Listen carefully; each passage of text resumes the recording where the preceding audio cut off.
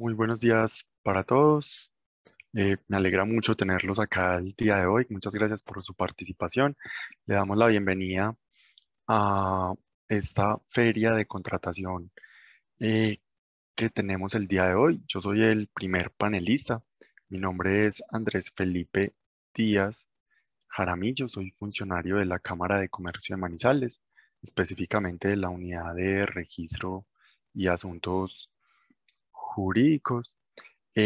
Voy a iniciar el día de hoy hablándoles del registro único de proponentes que se llevan en las cámaras de comercio. Por favor, me confirman cuando estén viendo mi pantalla.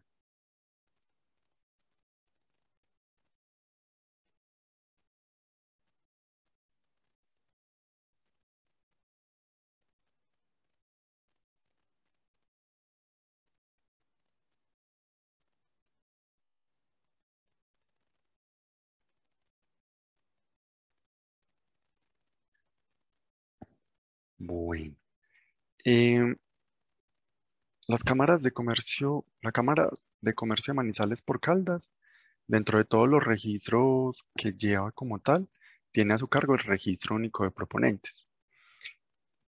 ¿En qué consiste el registro único de proponentes? Básicamente, es el registro que le permite tanto a las personas naturales como jurídicas, cualquiera que sea su naturaleza, poder adelantar procesos de contratación con las entidades públicas. Digamos que esa es como la primer parte de registro propiamente. Igualmente, permite a las entidades estatales hacer un reporte sobre los contratos, multas, sanciones e inhabilidades de esos proponentes en el desarrollo de los diferentes contratos que elaboran con las entidades públicas. Entonces, la importancia que tiene el registro único de proponentes eh, consiste básicamente en dar publicidad de la información que tienen esas personas naturales o jurídicas como requisitos habilitantes para poder contratar con el Estado, pero también lo que sucede a medida que van ejecutando esos contratos. Como tal, en el registro único de proponentes, eh, tenemos personas en las cámaras de comercio, en el registro mercantil, pero también tenemos a las personas naturales que no están inscritos en el registro mercantil, el caso de diferentes ingenieros o profesionales que ejecutan alguna actividad o en el desarrollo de su profesión, están de alguna forma habilitados para hacer o ejecutar contratos con las entidades públicas. Dentro de las personas jurídicas tenemos sociedades comerciales, civiles, entidades sin ánimo de lucro, incluso sociedades extranjeras con sucursal en Colombia, quienes en cualquier momento que así lo deseen podrían de una forma u otra eh, estar o obtener ese registro de tal forma que puedan optar por la contratación con esas entidades.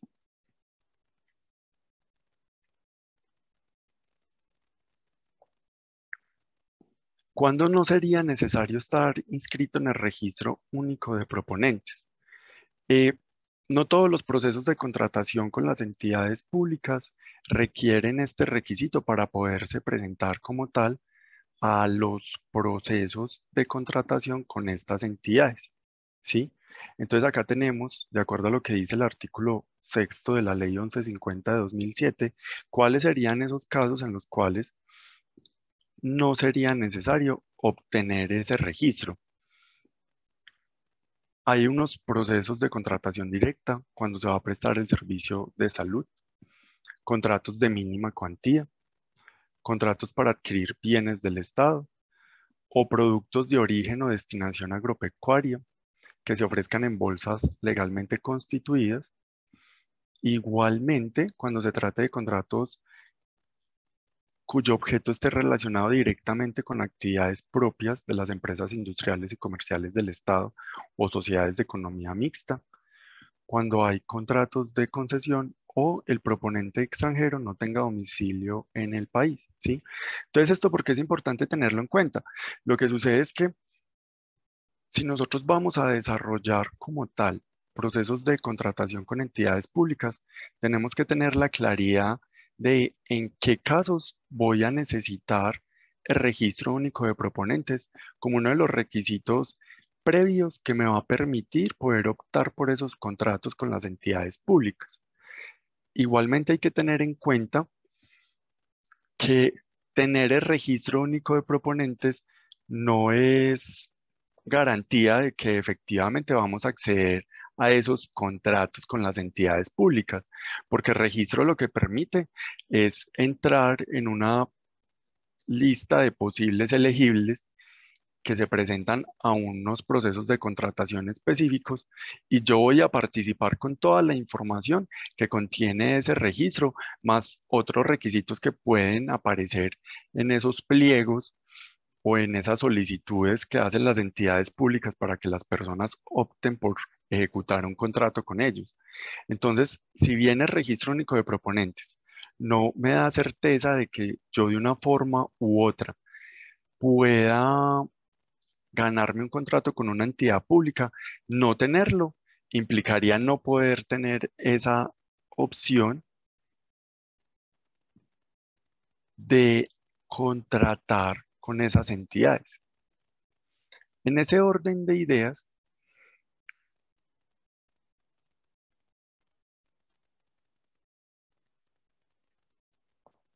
¿cuáles serían los beneficios como tal de tener ese registro único de proponentes? Entonces tenemos dar publicidad a los requisitos que habilitan al proponente, como su capacidad jurídica, financiera, de organización y experiencia, participar en procesos de contratación ante las entidades estatales, resalte el poder participar y obtener un certificado que permite tener una información y hace las veces de prueba documental, cuya información ha sido verificada previamente por las cámaras de comercio, que son las encargadas de adelantar como tal todos los procesos relacionados con el registro único de proponentes. Más adelante vamos a ver cuáles son esos procesos como para dar una claridad en cada caso. Eh, ¿Cuáles son los componentes del registro único de proponentes? Es decir, lo que nosotros encontramos en esos certificados que emiten las cámaras de comercio una vez se han adelantado los procesos de contratación. Entonces, ¿qué tenemos? Tenemos la capacidad jurídica, la parte de experiencias del proponente, la capacidad financiera y de organización y las clasificaciones que vienen siendo los bienes y servicios que se le van a ofrecer a las entidades públicas en esos procesos de contratación.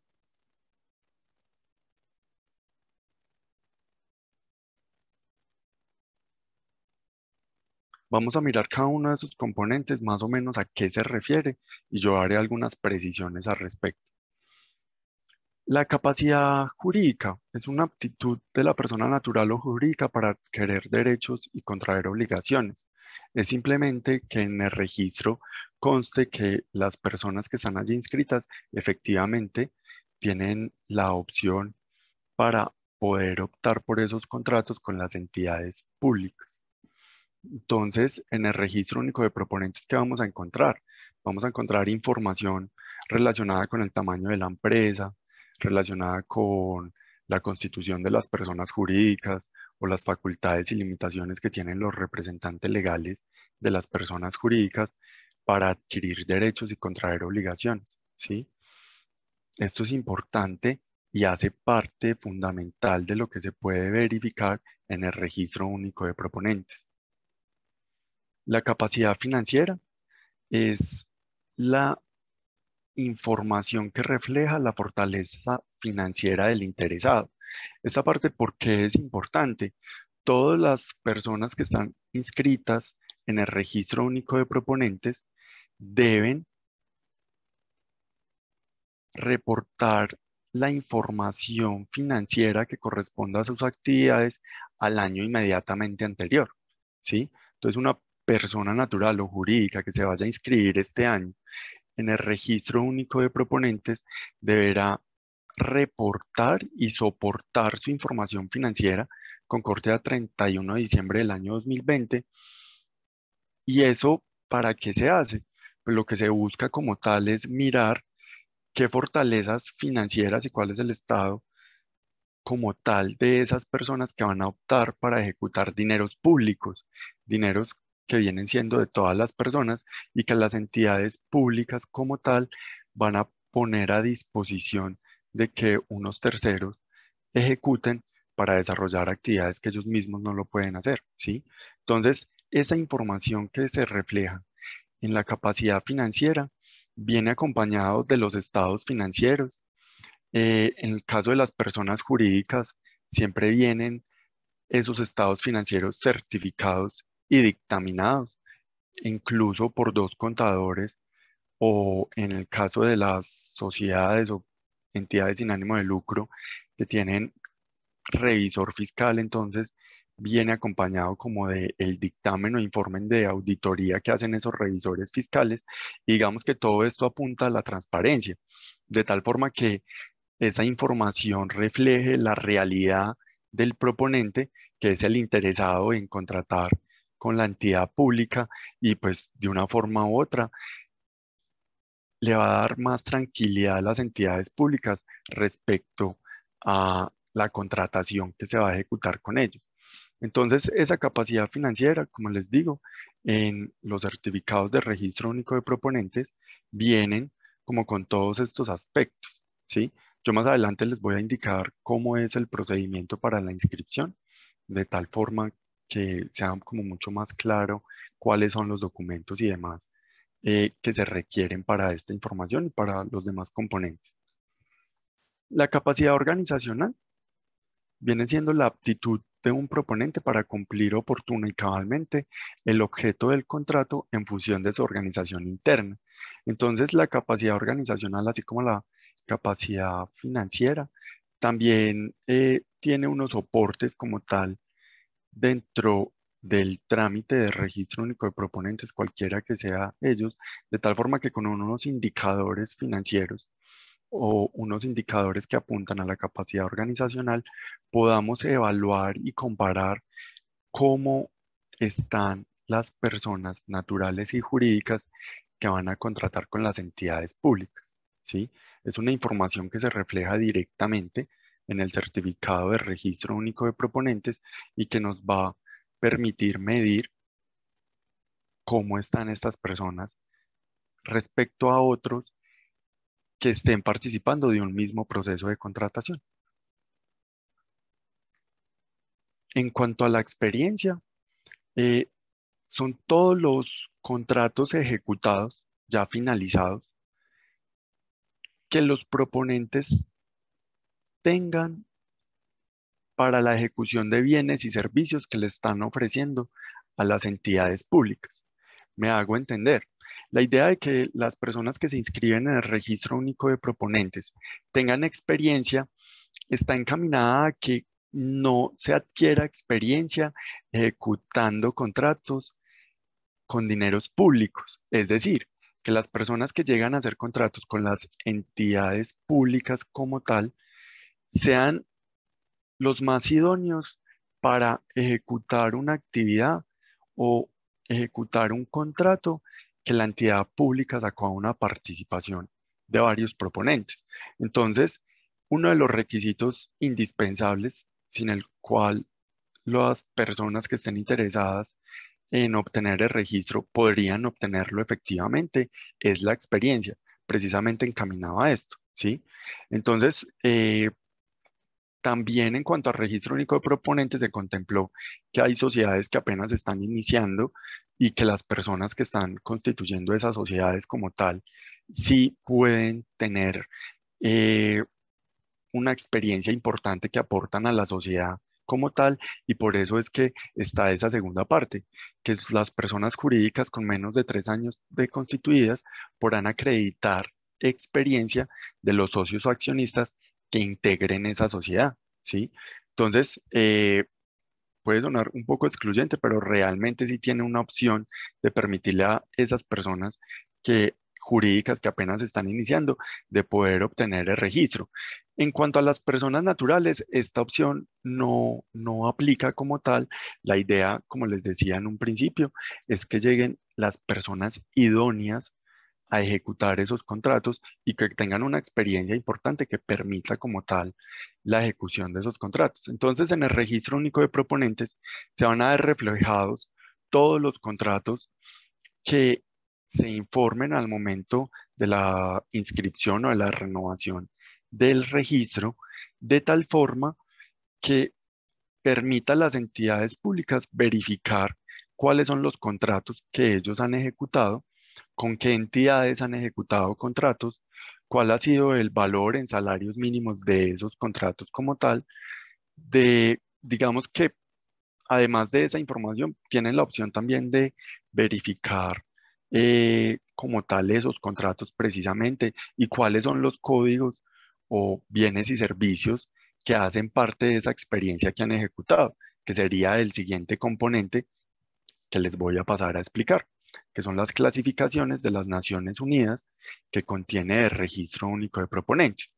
¿Qué sucede? En Colombia nosotros tenemos los códigos U, que son las clasificaciones que aparecen en el Registro Único Tributario, o que aparecen también en el certificado de existencia y representación legal o el certificado de matrícula de las cámaras de comercio, que son unas actividades que ejecutan como tal las personas, eh, y nos permiten organizar estadísticamente qué es lo que están haciendo las personas, ¿sí? Pero en el registro único de proponente, los códigos U no son las clasificaciones a los que nos referimos en este punto. Son unas clasificaciones, algo que empezó en el año 2013 con el decreto 1510, que fue el que nos trae el registro único de proponentes como está actualmente, que ahora está compilado en el decreto 1082 del año 2015.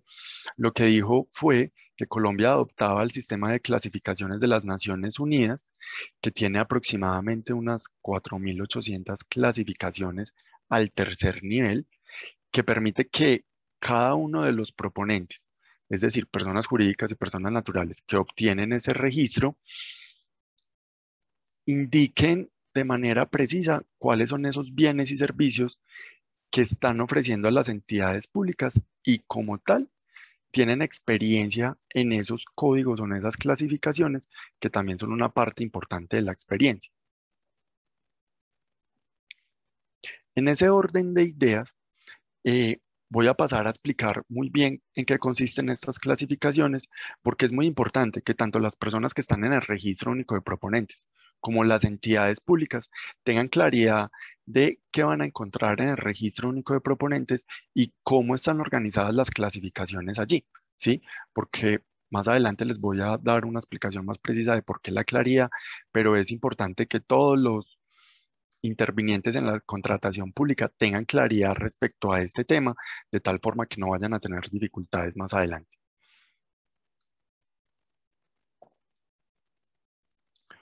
Entonces, esas clasificaciones de las Naciones Unidas, ¿qué hizo? Eh, Nos separó en diferentes segmentos cómo se construyen los códigos, ¿sí? O diferentes segmentos, no para no utilizar nuevamente esa palabra ahora que entre a explicarles, en diferentes niveles, ¿sí? Que esta imagen lo representa muy bien. Son 4 los niveles que tienen los códigos de clasificación de las Naciones Unidas. El más pequeño es el producto o servicio, pero también está la clase, la familia y el segmento.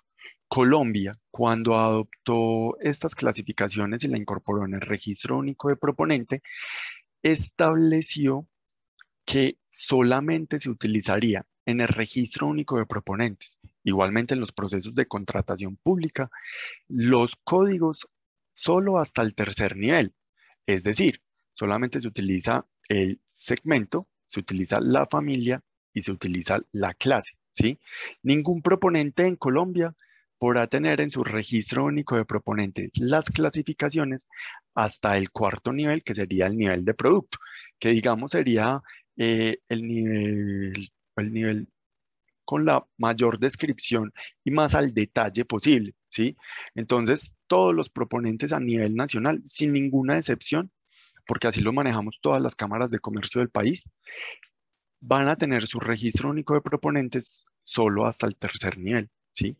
Y esto es muy importante porque las entidades públicas, cuando saquen sus pliegos como tal, solamente podrán exigir a los proponentes eh, la opción de presentar información en el registro único de proponentes con esos códigos allí, ¿sí? Entonces, para las personas que tengan el registro único de proponentes como tal o las personas que trabajen en entidades públicas deben tener claridad al respecto porque si piden algo diferente, por ejemplo, códigos al cuarto nivel, no hay forma de que en el registro único de proponentes esto se vea reflejado.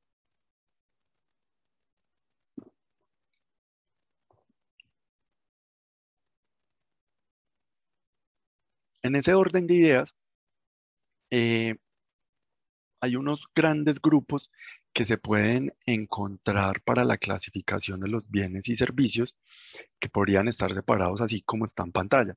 Materia prima, productos de uso final, equipo industrial, servicios, componentes y suministros, terrenos, edificios, estructuras y vías.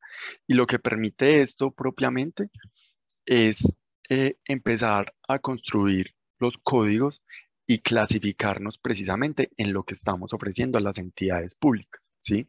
Acá les tengo unas herramientas útiles. La página de Colombia Compra Eficiente como tal tiene un manual de clasificador de bienes y servicios muy útil para la construcción de estos códigos.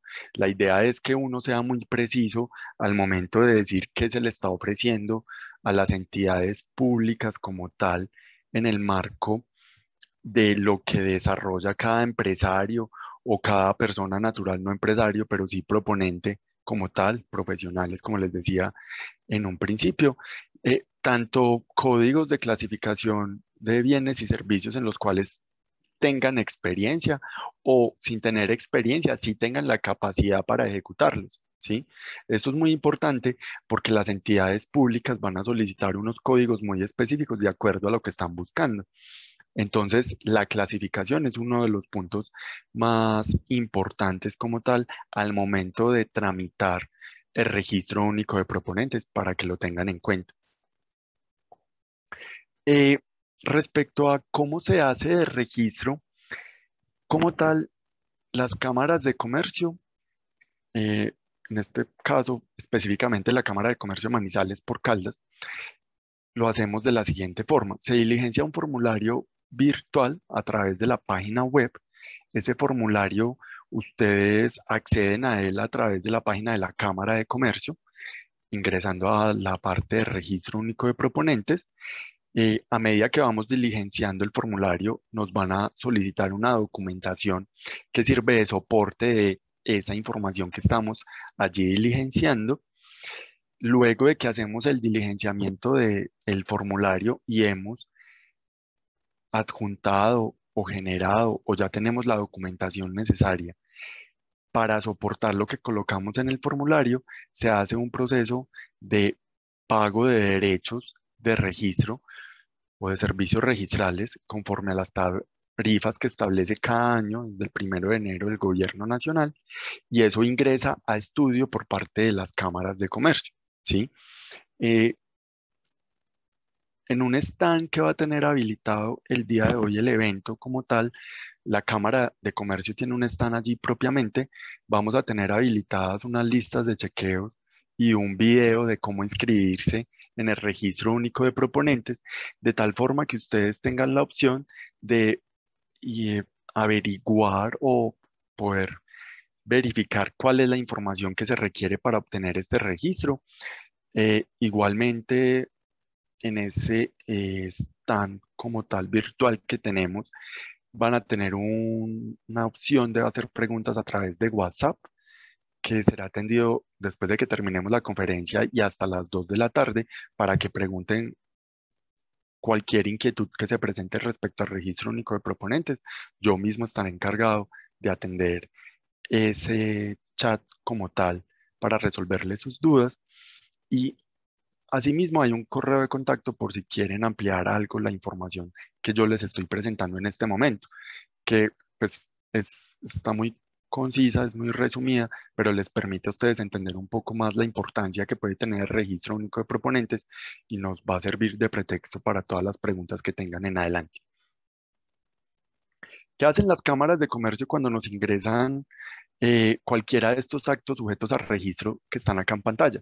Recuerden que el registro como tal es uno, pero podemos hacer varias cosas en él. Entonces está la inscripción, que es el que permite acceder al registro por primera vez si nunca se ha tenido o si en algún momento que tuvimos el registro como tal, pero dejamos cesar los efectos. Podemos hacer una actualización, una renovación y una cancelación de registro, ¿sí? Solamente la inscripción, la actualización y la renovación implican eh, un pago directamente a la Cámara de Comercio. La cancelación como tal no conlleva que se haga o se realice ningún pago. La renovación como tal se hace cada año hasta el quinto día hábil del mes de abril, así lo estipuló la ley en su momento, independiente del momento en que se haya solicitado la inscripción, ¿sí? Entonces me hago entender con este punto. Si ustedes se inscribieron en el mes de enero, la renovación se hará el año siguiente hasta el quinto día hábil del mes de abril. Pero si se inscribieron en el mes de diciembre, por ejemplo, de este año de 2021, la renovación se hará en el mismo periodo, ¿sí? Así lo estableció la ley para que lo tengan muy presente. Y la renovación es muy diferente a la actualización, ¿sí? Porque la renovación es básicamente cada año presentar la misma información que se presenta en la inscripción, de tal forma que nosotros podamos verificar todos los requisitos habilitantes o los componentes que les enseñaba previamente y actualizar o modificar la información a que haya lugar, ¿sí? Mientras que la actualización se hace en cualquier momento del año y es solamente como para hacer unos cambios muy precisos. ¿En qué sentido cambios muy precisos? Voy a adicionar algún contrato en la experiencia porque me parece importante que mi registro único de proponentes lo tenga, o tengo algunos códigos de las clasificaciones de las Naciones Unidas de bienes y servicios que en este momento no tengo en mi registro único de proponentes y lo necesito para poder seguir participando de procesos de contratación pública. Entonces, en ese orden de ideas, eh, la actualización se puede realizar en cualquier momento, pero no permite que se haga una modificación a la información financiera. Y esto también está encaminado a la transparencia. ¿En qué sentido? En que como la información financiera que se presenta es únicamente con el corte a 31 de diciembre del año inmediatamente anterior para quienes tienen suficiente antigüedad, esa información como tal, cuando se presenta al registro único de proponentes, tiene que ser lo más clara y precisa posible y no permite que se hagan ajustes o cambios a medida que va pasando el año, ¿sí? Precisamente por esto, por evitar que haya personas naturales o jurídicas que puedan estar modificando su información financiera, digamos que para mejorar su calificación o sus indicadores financieros al momento de presentarse ante las entidades públicas. Entonces, ¿la idea cuál es? Que esa información que se presenta en el registro único de proponentes, así como se presenta en la renovación del registro mercantil o de entidades sin ánimo de lucro para quienes están en estos registros, sea coherente y coincida y no tenga modificaciones durante el año, ¿sí?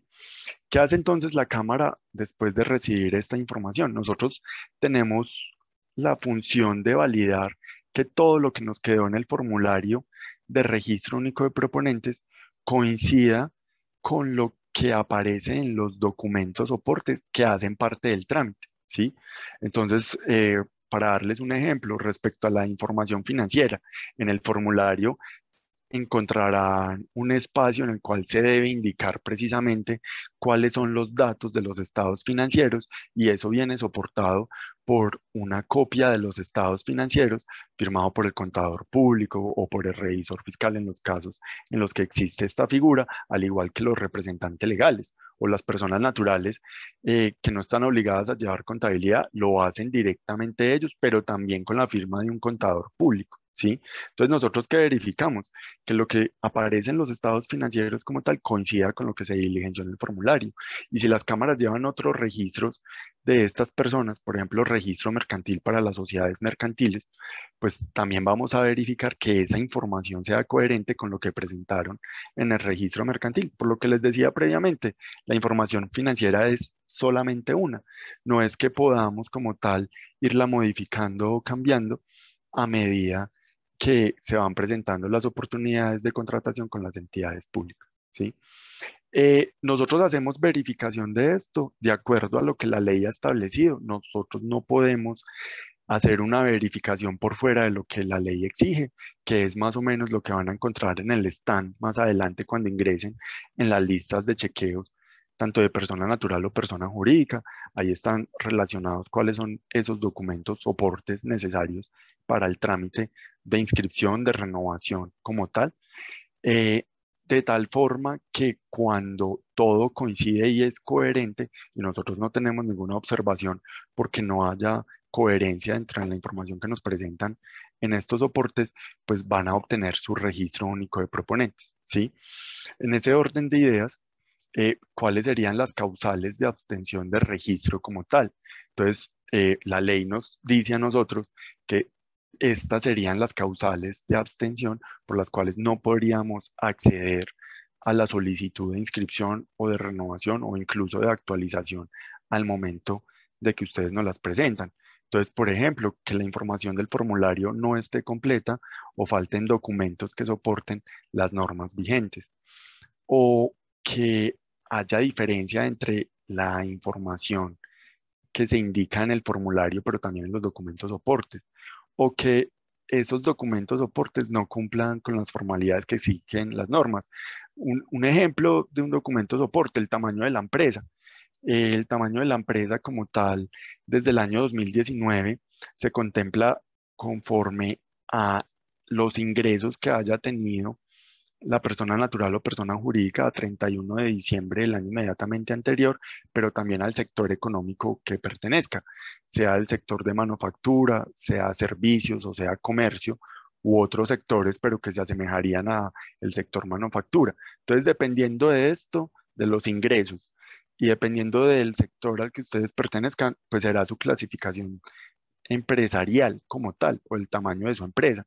En ese orden de ideas, pues nosotros vamos a verificar que los ingresos que ustedes nos indican en los estados financieros y en el formulario coincidan con lo que se dice en el soporte del tamaño de la empresa, que cuando ustedes nos indiquen como tal cuál es el sector al que pertenecen, manufactura, servicios o comercio, pues de acuerdo a los rangos que estableció en su momento esa normatividad del 2019, el decreto 957 del año 2019, eh, efectivamente coincida. Y si no hay una coherencia entre esa información como tal, pues nosotros vamos a pedirles el favor de que corrijan el formulario y que verifiquen el soporte que nos están anexando, ¿sí? Como para darles un ejemplo. Lo mismo con la información financiera. Cuando tenemos personas jurídicas o naturales inscritas en el registro mercantil, que la renovación se hace cada año hasta el 31 de marzo, y se debe presentar esa información financiera, pues que en el registro único de proponentes coincida esa información con lo que se dijo en el registro mercantil, ¿sí? Eh, y lo que les decía previamente, cuando se pretende actualizar una información financiera en cualquier momento del año, que es algo que expresamente la ley prohíbe como tal, ¿sí? Entonces, ¿cuál es la idea? Que ustedes tengan en cuenta esto. Yo sé que esto es una información muy, muy básica respecto a lo que es el registro único de proponentes, pero la idea es que ustedes visiten el stand para que amplíen esta información, puedan encontrar las listas de chequeo tanto para personas naturales o personas jurídicas que quieran obtener el registro único de proponentes. Igual ahí van a encontrar un enlace de un video de YouTube donde explicamos cómo es el proceso de registro en la página de la Cámara de Comercio de Manizales y me puedan hacer preguntas con los datos que están allí por WhatsApp hoy hasta las 2 de la tarde, que la línea estará habilitada como tal, y al correo electrónico que allí también colocamos, ¿sí? Por favor, si tienen dudas o preguntas respecto a algo de lo que yo he mencionado en este momento, háganlo por la opción de preguntas y respuestas que aparece dentro de las opciones como Q y A, de tal forma que yo les puedo dar algunas respuestas como tal relacionadas con el registro único de proponentes, ¿sí? Pues que es el tema que estoy manejando en este caso. Eh, y los invito a que continúen en las demás conferencias que vamos a tener el día de hoy. Esta será, la próxima conferencia será a las 9 de la mañana para que lo tengan presente.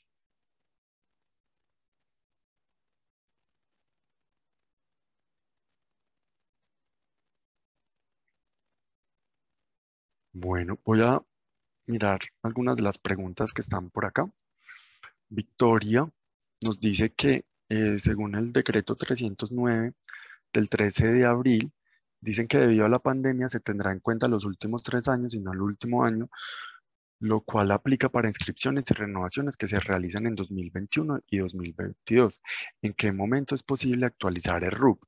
Pues de acuerdo a lo que dice ese decreto propiamente, eh, se podrá acreditar esa información financiera de los últimos 3 años, pero es como a partir del mes de agosto. En ese orden de ideas, pues sería para los que se inscriban después del mes de agosto y hagan la renovación en el año 2022, ¿sí? Para que lo tengas en cuenta, Victoria. Julián Carvajal nos dice que en el 2020 con el tema de la pandemia, yo diría que no solo 2020, también 2021, los indicadores financieros de las empresas se vieron afectadas. ¿Cómo los evaluará la gobernación en las convocatorias y licitaciones para proteger y apoyar la contratación con las empresas del departamento?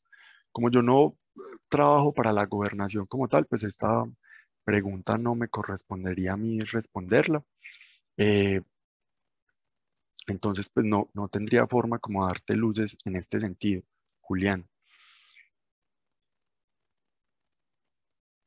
Miguel Ángel nos dice, si una persona que tiene su negocio desde el año 2016 como régimen simplificado quiere entrar a licitar, pero desde el año de inicio hasta el 30 de marzo de 2021 pasó a ser régimen común, ¿el registro se hace normalmente o cómo se hace con el régimen común?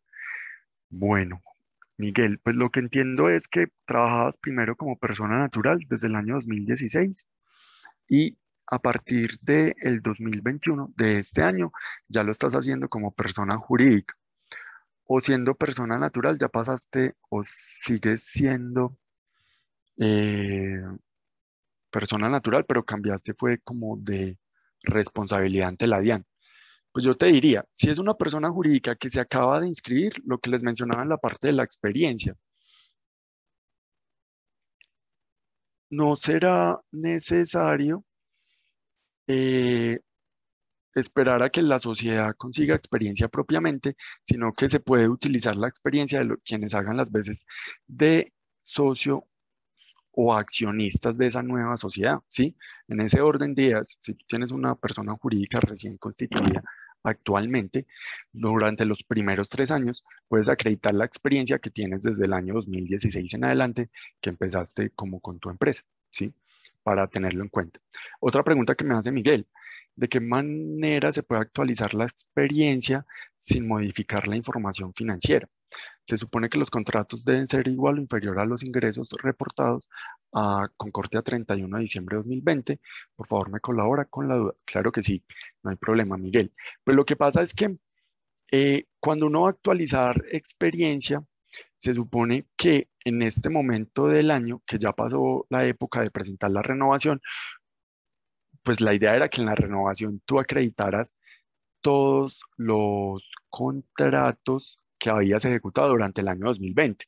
Si de pronto se te quedó alguno por fuera, lo podrás actualizar, pero eso no implica que se modifique la información financiera, de tal forma que en la parte de la experiencia que tú encuentras en el registro único de proponentes, puedes adicionar el nuevo contrato como tal, eh, y de una forma u otra, pues ese contrato pedirá los datos básicos como quién es la entidad contratante, cuál fue la fecha de terminación del contrato, cuáles son los códigos de clasificación que corresponden a él, el valor en salarios mínimos que se calcula con base a la fecha de terminación y el valor en pesos que haya recibido por la ejecución de ese contrato, pero eso no te modificará o no tendrá ninguna forma de poder modificar la información financiera, porque como les decía previamente, está dentro de las causales de abstención que tenemos, incluso no es permitido desde el manejo del sistema poder modificar esa información para que lo tengan en cuenta, ¿sí? Eh, Aquí me pregunta una persona, ¿cuál es el costo de RUP? Pues en este caso, el costo de RUP varía dependiendo del trámite que se esté adelantando. Por ejemplo, el trámite de inscripción y renovación este año tenían el mismo valor y el de la actualización, que también tiene un valor, es mucho menor, ¿sí? Entonces, permíteme, yo verifico cuál es el valor. En un momento y ya te respondo.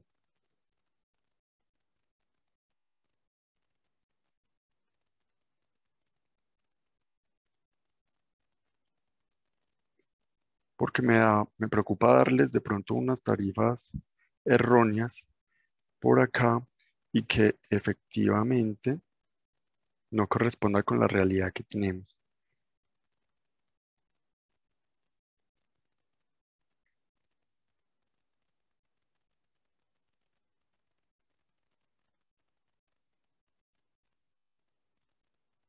Bueno, la inscripción y la renovación de las tarifas este año, permítame que me está descargando el valor, tienen un costo de 587.000 pesos, ¿sí? Y la tarifa de la actualización que se hace en cualquier momento del año tiene un costo de 314.000 pesos para que lo tengan presente. Bueno, yo creo que con eso eh, terminamos con mi conferencia. A las 8:45 se nos va a cortar. Les agradezco por su participación. Por favor, a las personas que no les alcance a responder las dudas o algo, los invito a que ingresen al stand, por favor, y me contacten allí. Allí van a encontrar un número de WhatsApp como tal que estará habilitado hasta las 2 de la tarde o me escriben al correo electrónico y con mucho gusto les doy respuesta al respecto. Espero que el evento sea muy útil para todos estos procesos que ustedes adelantan con las entidades públicas y les deseo un feliz día.